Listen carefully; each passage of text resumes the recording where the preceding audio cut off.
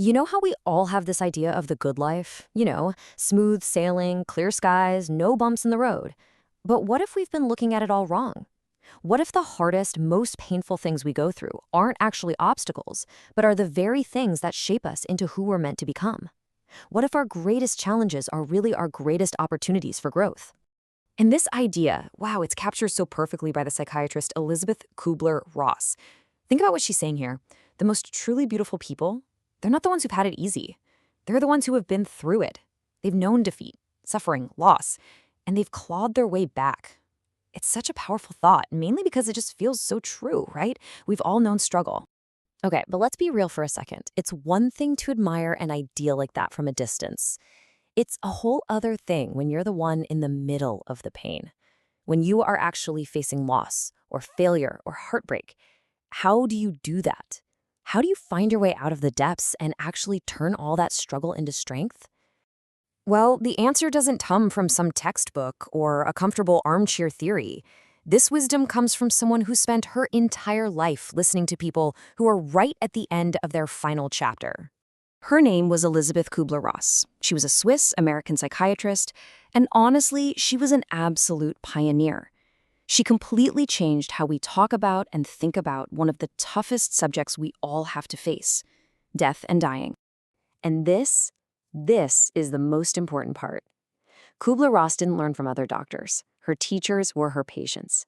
She spent thousands of hours sitting with terminally ill people, and they taught her something incredible. Not how to die, but how to truly live. And through them, she unlocked this fundamental truth about pain and purpose. Now, you've probably heard of her work, right? The 5 stages of grief. It's become part of our culture, a real touchstone for how we understand loss.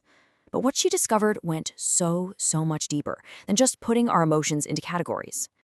This right here, this gets to the very heart of it all. This was her core philosophy. She discovered that the people who ultimately found peace weren't the ones who ran from their pain or tried to ignore it. No, they were the ones who bravely turned around and faced it head-on. That simple, incredibly difficult act of facing our suffering, that, she said, is the key that unlocks everything. She had this amazing metaphor for it: tempering iron. Think about it. A plain piece of iron is kind of brittle, weak, but when you put it through the fire, hammer it, and shape it, it becomes unbelievably strong. She believed we're exactly the same. Our hardships, they're the forge. And she was super clear about this. A life of perfect comfort, like a flower protected under a glass dome, that's not where we really develop our strength. We don't build resilience or compassion when everything is handed to us. We build it out there, in the mess, when we're sick, in pain, or facing loss, when we're forced to dig deep.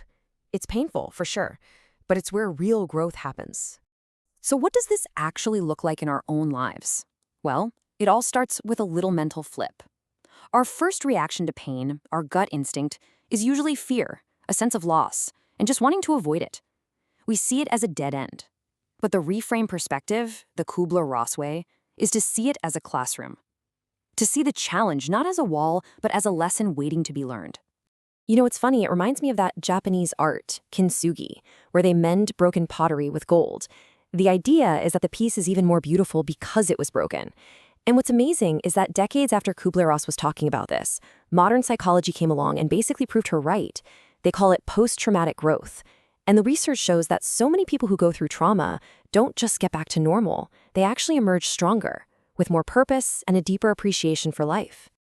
And this next idea from her, man, it just paints such a beautiful picture of the result. When the sun is shining, in the good times, anyone can sparkle. But it's in the darkness, that's when our inner light, our character, our resilience, our compassion, that's when it truly gets a chance to shine. Okay, this is all incredibly inspiring stuff, really profound, but it can still feel a little abstract, can it?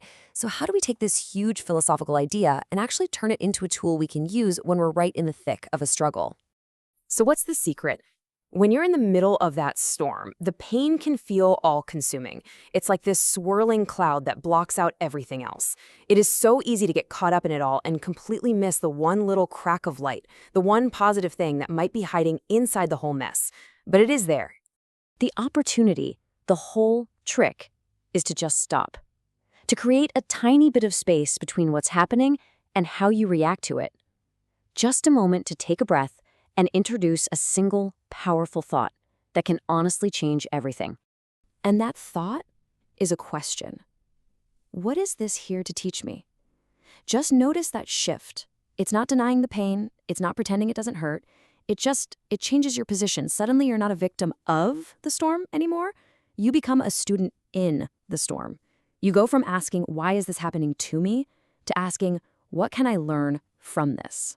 So let's bring it all together. First, adversity isn't just a wall to get over. It's an opportunity to grow. Second, the whole transformation begins with just shifting how you look at it. Third, remember that pain doesn't have to be the end. It can be the very beginning of a stronger, more purposeful you. And finally, the tool you can use anytime, anywhere is that one powerful question: what is this teaching me? And that brings us right back to where we started, doesn't it? This one line says everything. Beautiful people do not just happen. The depth, the compassion, the wisdom we see in others, it wasn't a gift. It was grown, often in the hardest of times. It was earned.